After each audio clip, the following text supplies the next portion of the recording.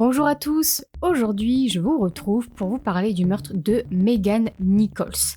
C'est une fille qui a mystérieusement disparu chez elle un soir et à première vue et d'après les éléments qui ont été retrouvés, sa disparition semble être une fugue.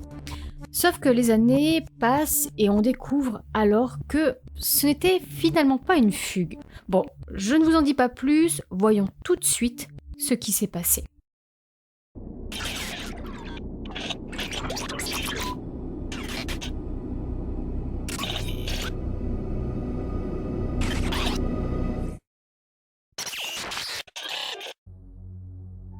Megan Nichols a 15 ans, sa mère s'appelle Katie Jo et son beau-père s'appelle Gerard Hutchcraft. Ils vivent à Fairfield dans l'Illinois et Megan est étudiante en deuxième année et c'est vraiment une très bonne élève.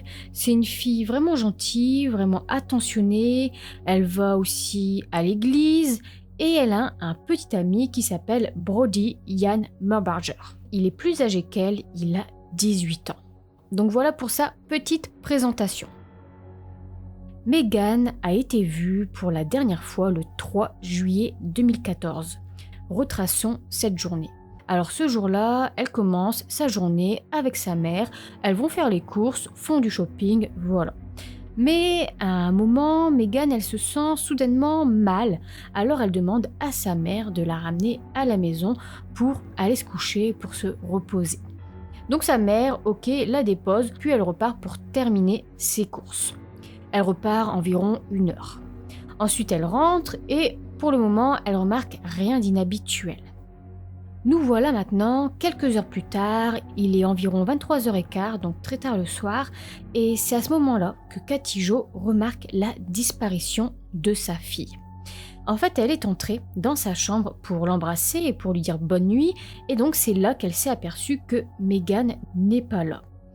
Par contre, elle regarde autour d'elle et là elle trouve une note, et dans cette note, il est marqué quelque chose comme, je vais vous lire tout de suite, elle a écrit « Maman, je t'aime, je ne serai jamais heureuse ici, ne viens pas me chercher, pourquoi passer ta vie à chercher quelqu'un qui ne veut pas être trouvé ?»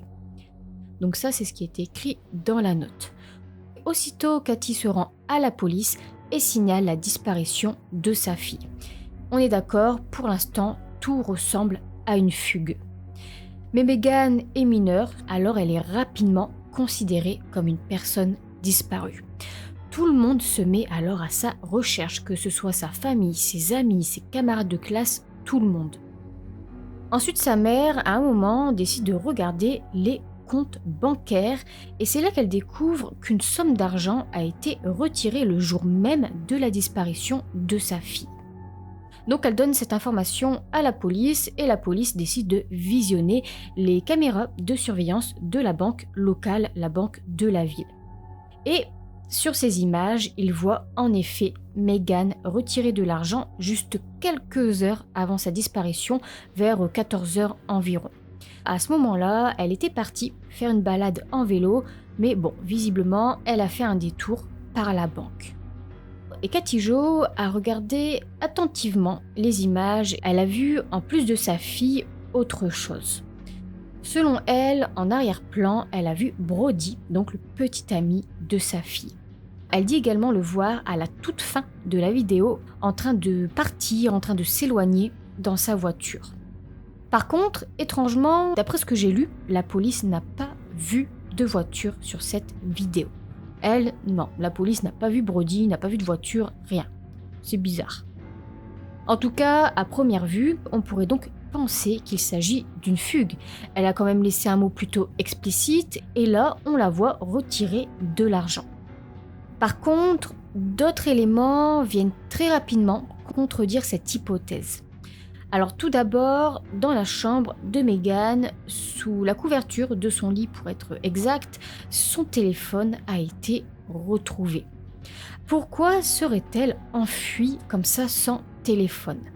Même si, bon, on est d'accord, un téléphone c'est traçable, donc peut-être l'a-t-elle intentionnellement laissé pour ensuite acheter un neuf. C'est possible. Et son téléphone a été fouillé, sauf que ça a été très rapide, tout simplement parce que rien n'a été retrouvée. Le téléphone avait complètement été nettoyé. Il n'y avait plus aucune photo, il n'y avait plus aucun message, aucun contact, rien. Tout avait été supprimé. Par contre, les enquêteurs, ils ont quand même essayé de retracer, de retrouver les derniers appels téléphoniques et ils ont découvert que c'était des appels entre Meghan et son petit ami. Autre élément ensuite qui laisse également suggérer qu'il ne s'agit pas d'une fugue, en fait c'est concernant le mot qui a été retrouvé, eh bien sa mère a dit que ça ressemblait effectivement à l'écriture de sa fille, mais par contre ce n'était pas du tout ces mots. Cette façon vraiment de s'exprimer ne ressemblait pas du tout à celle de Meghan.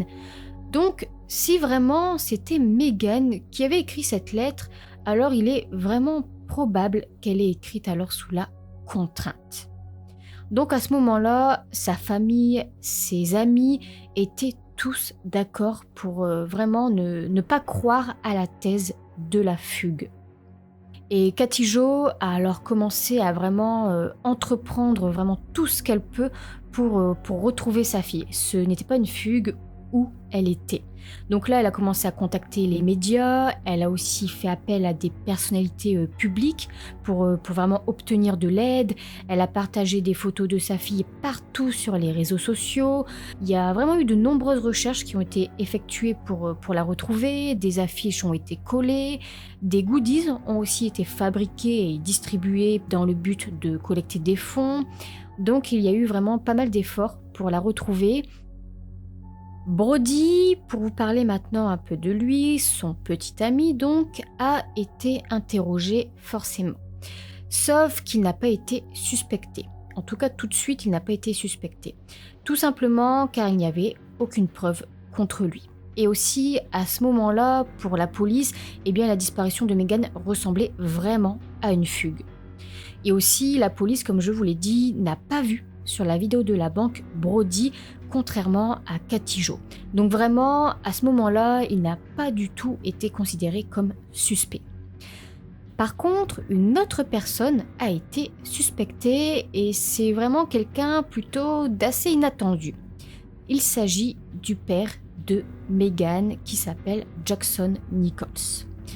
Son père a été brièvement suspecté car quand la police a enquêté, eh bien ils ont découvert que Jackson était fiché en tant que délinquant sexuel.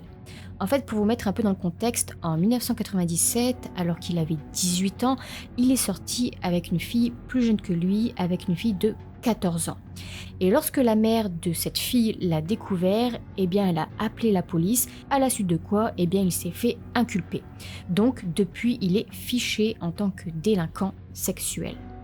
Et la police s'est aussi méfiée de lui car elle s'est demandé si Meghan aurait peut-être pu fuguer pour aller rejoindre son père.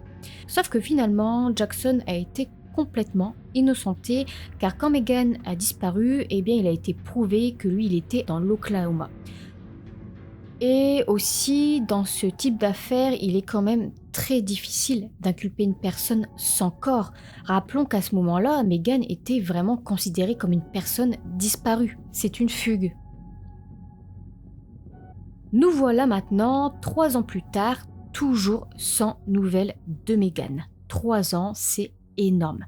Si c'est une fugue, où serait-elle partie durant tout ce temps? Si elle avait vraiment fugué, comment aurait-elle subvenu à ses besoins tout ce temps et seule? Donc 3 ans plus tard, il y a eu un rebondissement dans cette affaire. C'est le 26 décembre 2017 exactement que Carl Wangd et sa petite amie Jackie Beck ont retrouvé des restes humains. Ils ont retrouvé un crâne et des os dans une zone boisée au sud de Fairfield, non loin de la maison de Meghan. Les restes ont été retrouvés enveloppés dans une couverture qui a été enterrée dans une tombe peu profonde. Et c'est un mois plus tard, après cette découverte, en janvier 2018, que les restes ont formellement été identifiés comme appartenant à Meghan Nichols. Meghan a enfin été retrouvée, mais elle était morte depuis tout ce temps. Son corps a été autopsié et c'est là qu'ils ont découvert que Meghan a été étranglée à mort. elle a été tuée. Donc cette affaire, à ce moment-là, n'est plus du tout considérée comme une disparition, mais désormais comme un meurtre. Et d'après l'autopsie, elle aurait été tuée le soir même de sa disparition alors qu'elle était chez elle, dans sa chambre. Nous allons maintenant nous concentrer à nouveau sur son petit ami. Pour vous détailler un peu plus leur relation, Megan et Brody se sont rencontrés au lycée, à la New Hope School. Il était en terminale et elle en 2e année. Donc au moment de sa disparition, ils sortaient ensemble. Et ce qu'il faut savoir, c'est que Megan et sa mère avaient vraiment toujours été très proches, très fusionnelles. Sauf que depuis qu'elle sortait avec Brody, tout avait changé. Leur relation mère-fille s'était vraiment dégradée. En fait, c'est peu de temps avant sa disparition que Katie Jo avait découvert que sa fille sortait secrètement avec un garçon plus âgé, donc Brody. Et forcément, elle n'était pas très ravie de cette relation, elle était vraiment très préoccupée. Bon, d'abord parce que sa fille lui avait caché cette relation, mais aussi et surtout parce que Brody avait 18 ans, alors que Megan n'en avait que 15. Donc vraiment, clairement, elle n'approuvait pas du tout cette relation. Et elle était davantage préoccupée quand elle a appris par des amis de sa fille que Brody voyait une autre fille en même temps que Megan. Donc à ce moment-là, Katie Jo a demandé à sa fille de rompre avec Brody. Elle lui a dit qu'il se servait d'elle, que leur relation n'était pas saine, etc. Vous voyez toutes les choses qu'un parent vraiment pourrait dire à son enfant pour essayer de la sortir de ce genre de relation. Et Katie Jo a bien remarqué au fil du temps que sa fille changeait. Pour vous donner un exemple, un soir de week-end, elle est entrée dans la chambre de sa fille et Megan n'était pas là. Donc elle a commencé à paniquer, où était sa fille ?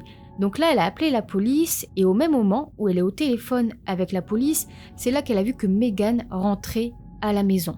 Donc elle était partie un soir, elle a fait le mur pour rejoindre son copain. Et comme Katie Jo savait alors que sa fille ne l'a pas écoutée, qu'elle continuait à parler avec Brody et à le voir, elle a décidé de lui confisquer son téléphone. Sauf qu'un soir, alors qu'elle avait toujours le téléphone de sa fille, elle a décidé de fouiller un peu dedans. Bon, elle était un peu curieuse et surtout inquiète. Et c'est en regardant leur conversation que là, elle s'est aperçue qu'au même moment, exactement vraiment au même moment où elle a le téléphone dans ses mains, elle a vu que sa fille et Brody sont en train de se parler. Donc là, elle a réalisé que sa fille parlait toujours à Brody. Elle lui parlait en fait depuis son iPod. Donc là, Katie Jo est montée dans sa chambre et cette fois, elle lui a confisqué son iPod.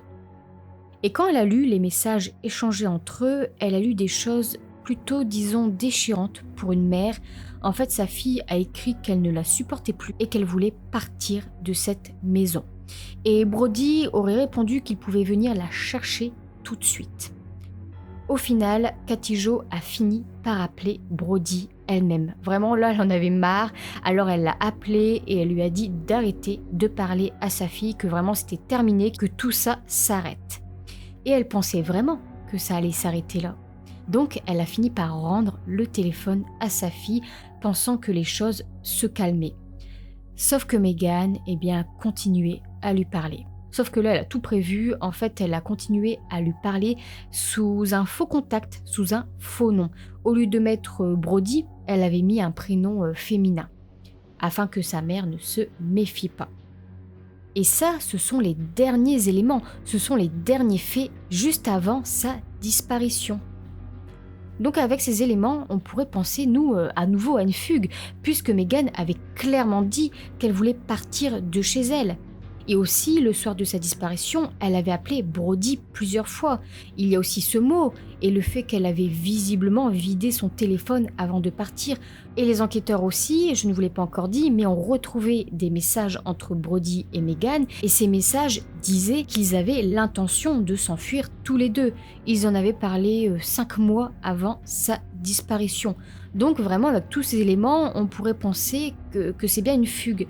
Sauf que maintenant, avec la découverte de son corps, on sait que ce n'est pas une fugue, on sait qu'elle n'a pas fugué.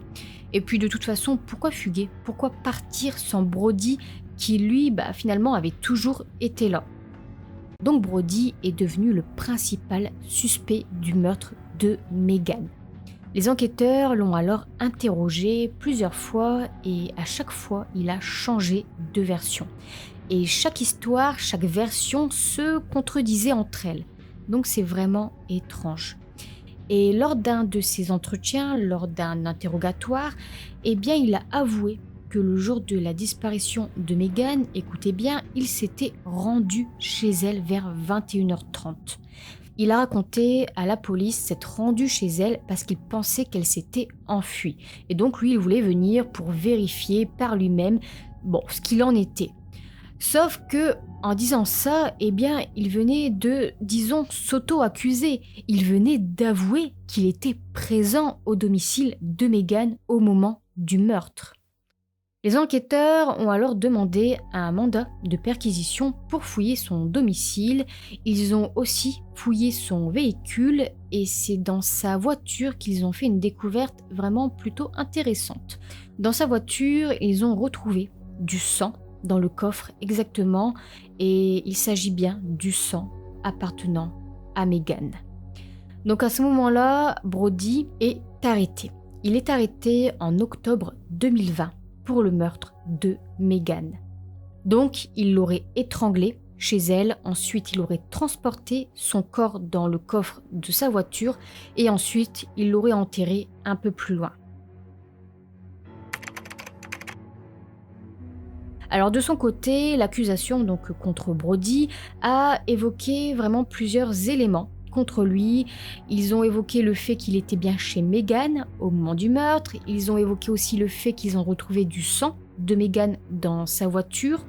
Ils ont aussi dit qu'ils avaient lu plus de 7000 messages entre Megan et Brody et que les premiers messages étaient plutôt romantiques, sauf qu'ensuite c'était des messages à caractère sexuel.